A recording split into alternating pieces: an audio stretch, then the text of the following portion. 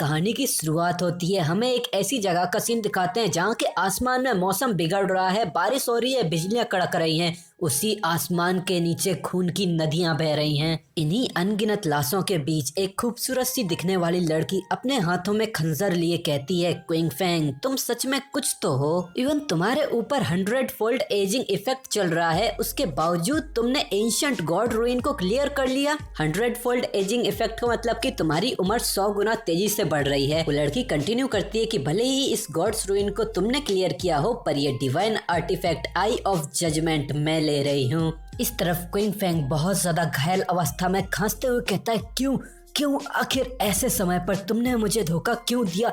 आखिर मैं तुम्हारा भाई हूँ। पर इस लड़की ने तो बेदर्दी से क्विंग फैंग की आंखें बाहर निकाल ली थी और वो कहता है, क्या क्विंग फैंग तुम खुद को मेरा भाई बुलाते हो? हाँ, तुम तो कुछ नहीं हो, तुम्हें तो बस मेरे पेरेंट्स ने अडॉप्ट किया था, तुम्हारे अंदर तो मेरे जैसा खून भी नहीं है, फिर भी तुम्हारी इतनी हिम्मत कि तुम अपने आप को मेरा भाई बुलाते हो। तभी पीछे से एक बंदा आता है और वो कहता है, शाओयू इससे बात करने का तो कोई मतलब ही नहीं है। इसे देख के तो उसकी बहन तुरंत ही अपना मूड बदल लेती है और एकदम खुशी से कहती है, ब्रदर सॉन्गफेल। और ये सॉन्गफाई कहता है, हाँ ये तुम्हारा सो कॉल्ड ब्रदर, चलो काम तो आया। और वो अपने एमसी से कहता है, क्विंग फैंग इस बार तो ये सच में तुम्हें थैंक यू कहना चाहिए, वरना तुम्हारी हेल्प के बिना तो शाओयू और मुझे ये डिवाइन आर्टिफैक्ट का भी नहीं मिलता। और उसने इस समय पे अपने एमसी की बहन से एमसी की आंखें भी ले ली थी और वो बताता है, ये सोल स्टीलिंग ब्लेड जो तुम्हारी बॉडी में धसी हुई है, एक ही बार में तुम्हारी सारी लाइफ स्पैन को चूस लेती है। इसे पाने में तो सच में मुझे बहुत ज्यादा मेहनत करनी पड़ी थी। तो बताओ हमारा फेयरवेल गिफ्ट तुम्हें कैसा लगा? इस तरफ हमारा एमसी गुस्से में अपने दांत पीसते हुए कहता है, क्वीन शाओयू मैंने तुम्हें अपने पेरेंट्स के जाने के बाद इतना बड़ा किया, स्कूल में मैंने तुम्हें सपोर्ट किया, और जब ये गेम इस दुनिया पे डिसेंड हुआ मैंने अनगिनत बार अपनी जिंदगी रिस्क में डाल के तुम्हें प्रोटेक्ट किया। मैंने सच में तुम्हें मिस जज किया माय डियर सिस्टर। तो उसकी सिस्टर जवाब देती है कि मेरे पेरेंट्स के मरने के बाद तो हमेशा ही मेरी लाइफ में इंटरफेयर करते रहते थे, हमेशा ही मुझे बॉस की तरह कमांड देते, मेरी लाइफ को कंट्रोल करते। पहले सॉन्गफाई और मुझे प्रोटेक्शन के लिए तुम्हारी जरूरत थी, पर इस डिवाइन आर्टिफैक्ट की वजह से तुम्हारी वो जरूरत भी खत्म हो चुकी है, तो अब हमें तुम्हारी कोई जरूरत नहीं है। तभी सॉन्गफाई अपनी दोनों तलवार लेके एमसी की तरफ छलांग लगा देता है और वो कहता है, क्विंग फैंग अब शांति से मर भी जाओ, मैं तुम्हारे लिए तुम्हारी बहन की अच्छी देखभाल करूंगा। इस तरफ हमारा एमसी गुस्से में चिल्लाता है, हाँ भले ही मैं यहाँ पर मर भी जाऊँ पर फिर भी मैं तुम्हें ऐसे नहीं जाने दूंगा। पर अगले ही पल सॉन्गफाई अपनी तलवार से एमसी की गर्दन आसमान में उड़ा देता है। फिर हमें बताया जाता है कि 2025 में गॉड फॉरसेकन गेम हमारी दुनिया के साथ जुड़ गया। जैसे ही कोई भी गहरी नींद में सोता वो तुरंत ही उस गेम में खींच लिया जाता। उस गेम की इकलौती करेंसी थी लाइफ स्पैम, मतलब जिंदगी। किसी मॉन्स्टर को मारने से तुम्हें जिंदगी मिलती और खुद के मरने से तुम्हारी जिंदगी खो भी जाती। इस गेम के प्लेयर्स लाइफ स्पैम को खर्च करके अपनी एबिलिटीज को रियल वर्ल्ड में भी ला सकते थे। ताकतवर लोग अपने खाली हाथों से टैंक्स तक को फाड़ सकते थे, एक तलवार से प्लेन के भी 2 भाग कर सकते थे, इवन अपनी बॉडी पे न्यूक्लियर ब्लास्ट तक को झेल सकते थे। उसी समय से ये दुनिया बहुत ज्यादा तेजी से बदलने लगी, चारों तरफ तबाही मचने लगी। मैंने अपनी बहन के साथ सरवाइव करने के लिए बहुत ज्यादा स्ट्रगल किया, मैंने अनगिनत कठिनाइयां झेली और उसके बावजूद मुश्किल से टॉप 100 ग्लोबल पावर हाउस बना। मैंने अनगिनत खतरों को पार करके मुश्किल से काउंटलेस बार अपनी जिंदगी को बचाया और उसके बाद फाइनली गॉड्स रूइन को कॉन्कर किया, मतलब कि जीता। और इसके रिवॉर्ड में मुझे एक divine artifact eye of judgment मिला। एटलीस्ट मैं पीक तक पहुंचने के लिए क्वालिफाइड था। पर आखिर किसने ही सोचा था कि सक्सेस का प्राइज मेरी खुद की फैमिली से धोखा होगा। तो मेरे सारे एफर्ट मेरी सिस्टर की जिंदगी के लिए बस एक इंटरफेरेंस थे और मेरा सारा हार्ड वर्क, मेरे सारे स्ट्रगल्स किसी और की सक्सेस के लिए रास्ता बना रहे हैं। मैं ये बिल्कुल एक्सेप्ट नहीं कर सकता। अगर मैं ये जिंदगी दोबारा जी पाता तो मैं सिर्फ अपने लिए लड़ता। फिर हमें चारों तरफ अंधेरा दिखाते हैं और इस अंधेरे को तोड़ते हुए आती है चांदनी, और इस चांदनी के नीचे हमारा हीरो बिल्कुल शांति से सो रहा है। पर तभी एकदम से वो अपनी आंखें खोलता है और वो हैरानी से खड़े होते हुए कहता है कि ये कौन सी जगह है? और वो आसपास देखता है, उसे पता चलता है ये तो रियल वर्ल्ड है। वो एकदम से अपनी गर्दन पे हाथ फेरते हुए अपना फोन खोलता है और वो कहता है क्या मैं मर नहीं गया था? और वो कहता है क्या इसमें साल 2025 क्यों दिखा रहा है? फिर वो जब भी बाहर देखता है, बाहर चारों तरफ शहर में लाइटें चमचमा रही आई थी और वो सोचता है क्या ये हो सकता है कि मैं फिर से रिबॉर्न हो गया हूँ। उसका शहर अब भी चमचमा रहा था और वो कहता है क्या मैं 9 साल समय में पीछे आ गया हूँ जब गॉड्स फॉरसेकन गेम डिसेंड हुआ था। फिर हमारा सीन सुबह को आता है। उसकी बहन स्कूल ड्रेस में लात मार के दरवाजा खोलती है और एकदम से चिल्लाने लगती है। वो सामने भाई को देखती है तो और गुस्से में चिल्लाती है क्विंग फैंग तुम सच में घर पे हो तो फिर भी मेरा फोन क्यों नहीं उठा रहे हो।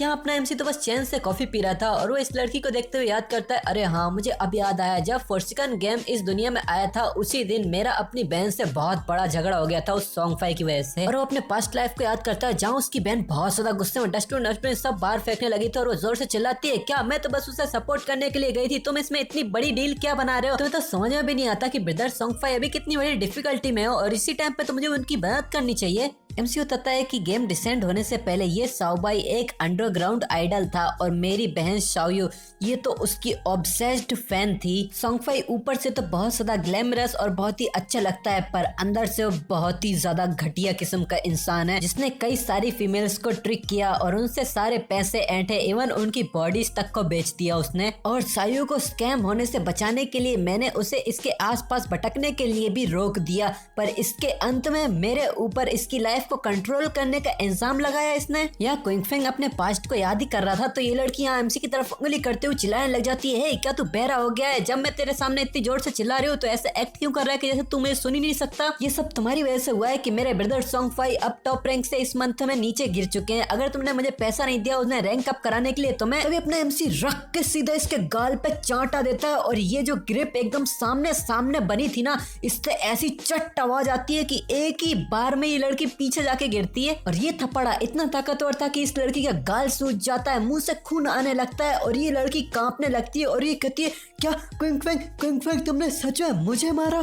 पर अब तो मानो अपने एमसी के अंदर का शैतान जाग गया हो और वो कहता है ना तो मेरे पास अभी कोई मूड है और ना ही टाइम है आज तुमसे आर्ग्यू करने का पर फिर भी अगर तुम मेरे ऊपर ऐसे ही भौंकती रही तो मैं तुम्हारे थोपड़े को वही मसल दूंगा। फिर वो एक क्रेडिट कार्ड इसकी तरफ फेंकते हुए कहता है कि ये सारा पैसा तुम्हारे पेरेंट्स तुम्हारे लिए छोड़ के गए थे। भले इन सालों में मैंने कितनी ज्यादा हार्डशिप झेली हो पर मैंने इसके अंदर से एक सिंगल सेंट भी खर्च नहीं किया। आज मैं तुम्हें ये सब कुछ दे रहा हूँ और मेरे पेरेंट्स के नाम पे मैं तेरे लेवल तक नहीं गिरूंगा पर याद रखना आज से मेरे क्विंगफेंग के पास तेरे जैसी कोई सिस्टर नहीं है। और वो यहाँ से गेट लगा के चला जाता है और ये लड़की अब यहाँ रोती हुई रह जाती है। फिर वो दूसरे रूम में आ जाता है और वो सोचता है कि मेरी पिछली जिंदगी में मैंने शाओयू को प्रोटेक्ट करने के लिए बहुत सारी अपॉर्चुनिटीज को मिस कर दिया था। बहुत सारे सीक्रेट ट्रेजर्स डंजन्स जिन्हें पाने में थोड़ा बहुत भी रिस्क होता है मैंने उन्हें छोड़ दिया था। अब मैं ये सोचता हूँ कि बिना इस बर्डन के मैं कितना आगे तक जा सकता हूँ। फिर वो अपना कप रख के स्लीपिंग पिल्स को लेने लगता है। स्लीपिंग पिल्स से ऑब्वियसली वो सो जाएगा और वो एक गहरी नींद से अपने गेम के अंदर ट्रांसफर हो जाएगा। और वो पानी पी के कहता है इस बार मैं अपनी पिछली जिंदगी के अंडरस्टैंडिंग का इस्तेमाल करूंगा ताकि सब लोगों से मैं आगे रह सकूं। शाओयू अब से तुम खुद पर ही डिपेंडेंट हो और सॉन्गफाई मैं पर्सनली तेरा सर लेने आ रहा हूँ। और वो अपने दिल में गुस्से की आग लिए वहीं पर ही सो जाता है और वो जागता है किसी अजीब से ही पानी जैसे जगह पे जहाँ पे चारों तरफ पानी बह रहा है। और वो एक दरवाजे से अंदर आता है और वो आसपास देखते हुए कहता है ये तो करियर चॉइस हॉल है मैंने इसे बहुत मिस किया। मुझे आज भी याद है जब मैं यहाँ पहली बार आया था तो मैं इतना ज्यादा नर्वस था कि मुझे एक कैरेक्टर का करियर चूज करने के लिए घंटों लग गए और यहाँ से वापस निकलने में मेरा बहुत ज्यादा टाइम वेस्ट हो गया। इस बार मैं थोड़ा जल्दी करूंगा। फिर वो एक वॉरियर प्रोफेशन के सामने आता है और वो हमें बताता है कि मेरी पिछली जिंदगी में मैंने घंटों तक सोच के वॉरियर प्रोफेशन को चूज किया था क्योंकि मुझे शाओयू को प्रोटेक्ट करना था। भले ये वॉरियर प्रोफेशन ज्यादा कमजोर तो नहीं होता पर अब ये मेरे लिए सही नहीं है। बिना कोई शाओयू के बर्डन के मैं अब अकेले ज्यादा तेजी से क्लियर कर लूंगा। इस गेम में मोबिलिटी और रिएक्शन टाइम बहुत इंपॉर्टेंट होता है। ठीक है तो अब ये तय रहा। फिर वो एक असैसन कैरेक्टर के सामने आता है और वो कहता है कि इस जिंदगी में मैं एक असैसन बनूंगा। और जैसे ही वो असैसन कैरेक्टर पर क्लिक करता है उसके पास एक नोटिफिकेशन आती है कि divine artifact eye of judgment तुम्हारे साथ जुड़ चुका है। ये देख के तो हमारा एमसी खुद भी बहुत हैरान और कंफ्यूज जाता है। तभी उसके पीछे एक बहुत ही जाइंट चमचमाती हुई आंख ओपन हो जाती है और एक नोटिफिकेशन आती है कि आई ऑफ जजमेंट एक्टिवेट हो गया है। एक और नोटिफिकेशन में बताया जाता है कि तुम्हें एक यूनिक एट्रीब्यूट मिला है, अथॉरिटी ऑफ जजमेंट। ये एक पैसिव अथॉरिटी है। पैसिव मतलब कि ये खुद से ही एक्टिवेट हो जाती है और इसके इफेक्ट के तौर पे जैसे ही MC फोर्सेकन गेम में एंटर करेगा उसे तुरंत के तुरंत हाईएस्ट रैंक का प्रोफेशन और टैलेंट दिया जाएगा। यहाँ अपना MC बहुत ज्यादा खुशी से कहता है कि आई ऑफ जजमेंट खुद से ही मुझसे जुड़ गया मेरे रिबर्थ के बाद। तो ऐसा हो सकता है कि जब तक आर्टिफैक्ट अपने मास्टर को रिकॉग्नाइज कर रहा है तब तक भले ही इस आर्टिफैक्ट को कोई चुरा ही क्यों ना ले, ये यूजलेस होगा। शायद मेरा रिबर्थ भी इसी की वजह से हुआ है। पर तभी वो बहुत ज्यादा हैरान हो जाते हैं क्योंकि बहुत सारे डार्क कलर के स्पाइक्स जैसे कुछ MC के अंदर ही घुसने लगते हैं और वो कुछ कर पाता उससे पहले वो सारे इसको जकड़ लेते हैं। ऐसा लग रहा था कि डार्कनेस खुद से MC के साथ जुड़ना चाहती है। तभी एक नोटिफिकेशन में बताया जाता है कि कांग्रेचुलेशन, तुम्हें एक हिडन प्रोफेशन मिला है, इसे सिंक्रोनाइज किया जा रहा है। एक और नोटिफिकेशन में बताया जाता है ये सिंक्रोनाइजेशन कंप्लीट हो चुकी है। तभी इसी डार्कनेस के अंदर से अपने MC का हाथ बाहर आता है और एक और डार्क नोटिफिकेशन में बताया जाता है कि तुम खुद एक शैडो बन चुके हो। फिर क्विंगफिंग अपनी ट्रांसफॉर्मेशन कंप्लीट करके बाहर आता है। उसके अंदर से सारा शैडोज जैसे बाहर आ रहे थे, उसके बाल भी अब सफेद हो चुके थे और वो अपनी नई ताकत को फील करते हुए कहता है तो ये है असैसिन्स के लिए हाईएस्ट टियर हिडन प्रोफेशन। ये तो मेरी पिछली जिंदगी में मैंने चुने गए वॉरियर प्रोफेशन से पूरी तरह से डिफरेंट है। बस इस प्रोफेशन के मिलते ही मुझे इतनी ज्यादा ताकत फील हो रही है। और वो अपनी आंखों को चेक करते हुए बोलता है कि हर प्रोफेशन में बहुत ज्यादा छोटा चांस होता है कि हाईएस्ट टियर का हिडन प्रोफेशन अनलॉक हो जाए और मेरी अथॉरिटी ऑफ जजमेंट इसी छोटे से चांस को पूरे पक्का ही कर देती है। आखिर ये चीज क्या है?